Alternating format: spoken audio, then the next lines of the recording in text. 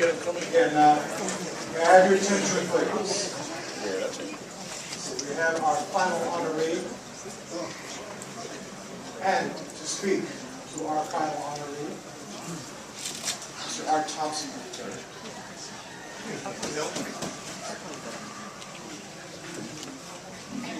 Thank you, Mike.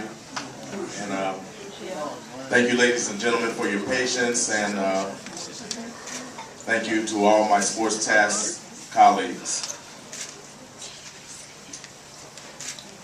Before his airness came along, this individual's hang time drew awesome wonder.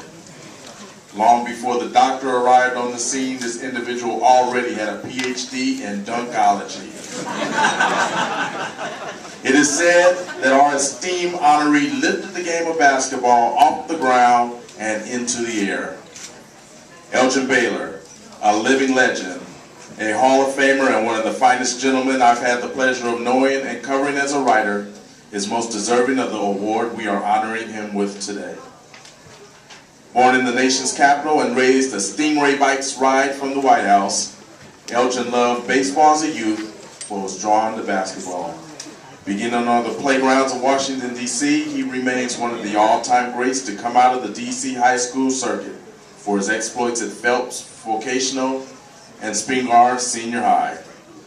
D.C. basketball, the source for Washington, D.C.'s basketball legends, called Elgin Baylor hands down the best player the area has produced. Back in the pre-internet era, while he was establishing his legacy back east, few people out west had ever heard of Elgin Baylor. They soon would find out. Baylor burst upon the college scene by averaging 31.3 points per game at College of Idaho. He then transferred to Seattle University, where he averaged 29.7 and 32.5 in his only 2 seasons. Riding the shoulders of Baylor, the Cinderella Chieftains of Seattle University reached the NCAA title game in 1958, where their glass slipper was shattered by Kentucky, 84-72. Selected first overall in the NBA draft by the then Minneapolis Lakers, Elgin made a seamless transition to the professional game, averaging 24.9 points per game and earning Rookie of the Year honors. Before long, Elgin was a team leader, but with that title and responsibility extended beyond him being the Lakers' go-to player in dire scoring situations. He was the jokester, the prankster, the card shark, the domino whiz, the trivia king, and the supplier of teammate nicknames. You youngsters out there, you know, you might have heard of Hall of Famer Jerry West being referred to as the Logo because of his likeness on the NBA's official NBA logo. Well, among his teammates, the West Virginia-born West is Zeke from Cabin Creek, compliments of Baylor. Rod Hundley, the former Laker and longtime Utah Jazz commentator, got his Hot Rod moniker from Baylor. On the court, Elgin was what we call now a beast. In 11 of his first 12 seasons, he averaged at least 24 points per game. That included the 1961-62 season, where he averaged a blown up 38.3 points per game. Allen Iverson's famous line, "You talking about practice?" displaying his aversion for that unnecessary intrusion into his daily life, might have spawned from AI reading about Elgin's 1961-62 season. Because due to his military obligations at Fort Lewis in Washington, Elgin never practiced at all that season. He just showed up for the games and played. Over his 14-year career, a career that might have lasted 20 years were it not for his ailing knees, Elgin averaged 27.4 points per game. He had a career high of 71 points in a game against the New York Knicks. Wow. And his 61 points in a playoff game against the Boston Celtics lasted for 24 years until Michael Jordan lit up the Celtics with 63 points. ESPN's daily top 10 plays would have included a plethora of Elgin highlights had the self-proclaimed worldwide leader existed during his prime. After retiring in 1972, Elgin went into coaching And then in 1986, he became the second black to hold the title of Vice President of Basketball Operations when he was hired by the Clippers. The Clippers through the years have not enjoyed much success, but contrary to the views of some critics, the blame was not Baylor's. He was widely viewed by his colleagues around the league as one of the most astute evaluators of talent. It was just factors beyond his control which prevented him from making some of the deals that he would have liked to have made. I first met Elgin when I was promoted to cover the NBA and assigned to be the Clippers beat writer by the Orange County Register. I immediately was regaled by Elgin's myriad of stories while we observed practice, especially during the weeks of training camp. He often would make side wagers with team staff people and win those bets with his array of trick shots like behind the bank, off the backboard, and bouncing a ball off the floor and landing it cleanly in the ball rack. Former NBA player, coach, and Hall of Famer Bill Sharman called Elgin the greatest forward to ever play the game upon Baylor's retirement from the game of basketball. West called him one of the most spectacular shooters the game has ever seen. In 1996, NBA Commissioner David Stern assembled a blue ribbon committee of basketball experts to name the top 50 players in NBA history. Of course, Elgin Baylor was an automatic choice. I'd like to thank Elgin's wife, Elaine, for being present with us today.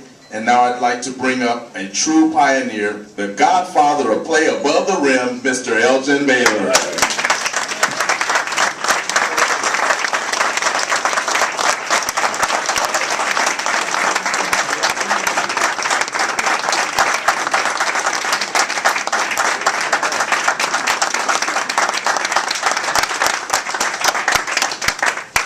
Thank you very much. And for waiting, I'm sorry. Things came up that delayed us. But anyway, I appreciate this award, this honor. And I certainly want to thank the writers, the National Association of Black Journalists. And Sam Lacey, I have an interesting story about Sam Lacey. I never met the man, but I grew up in Washington, D.C.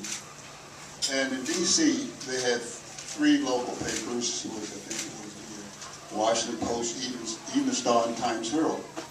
And never anything were written in those papers about, our black heroes, black athletes. So really, I didn't do very little, with the exception of what you hear on the radio. And once I went to high school, so happened an article was written in the African American paper, and I think they started in Baltimore. And someone called up and told me about it. I was really excited to read this. And so I followed, Sam Lacey as much as I could. And so I was just very happy about the situation, about being able to see blacks, us, being written about in the newspaper, because basically didn't know we even existed then, growing up in Washington, D.C. There's a lot of people I have to thank for the success I've had, in my life in basketball.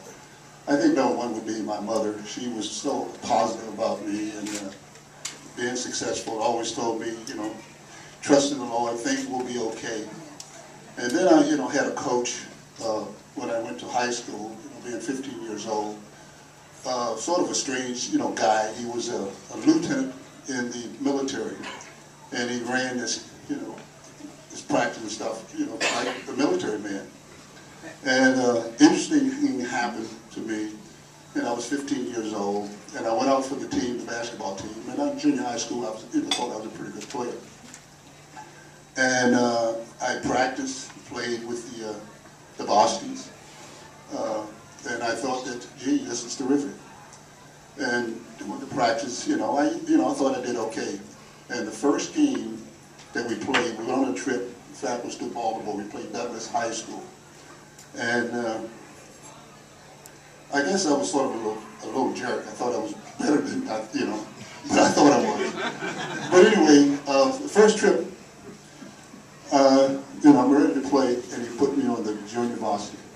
And you're talking about, crust. I just didn't know what to do. But, later on, and talking to him, it was a lesson in say, entitlement and making me humble, because I thought, I was supposed, to play. And some of the things that God taught me just about life really has helped me along throughout my career. But the most interesting thing, when I was a senior, was going to college. And I was so excited to get a scholarship to go to college, and I told him about it. And I figured he would be excited about it. And so he said, well, it's not going to work. So I said, what? So he told me that I would be more interested in girls than basketball, and so you're never going to make it. But he was right about the girls, but he was wrong about that. But anyway, I just, well, there are so many people, I have teammates in college, I've had some wonderful teammates, people, coaches that I like, probably one or two I didn't, care that much about. But, basketball is a team sport, and without others, there's no way you can be successful. And I just think that many times I played, other players had opportunities to shoot the basketball, but then, the selfish players that they were, gave me an opportunity. But I mean, without them teammates, it never, wouldn't happen. And I just thank God for blessing me with the ability, to play. And the fans in LA, they were terrific. And I just enjoyed it, and it was a great life. And when I look back, we didn't win a championship, but we tried, we made an effort. So I thank God for blessing me. And just thank all of you coming. Sorry that I was late, being here, but if anything, questions, anything you want to ask me, I'll be happy to talk to you. And Art, thank you, Art. Art is a great guy. He was a beat writer that covered the team when I was with the team. And he's really a terrific guy. And I just hope that God bless him and he's doing well. Thanks a lot. Thank God for coming. We're going to present you the plaque right now.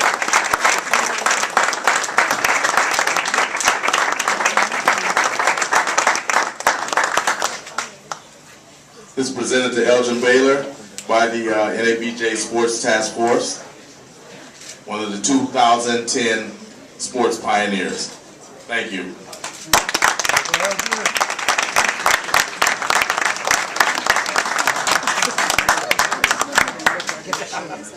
Great shot.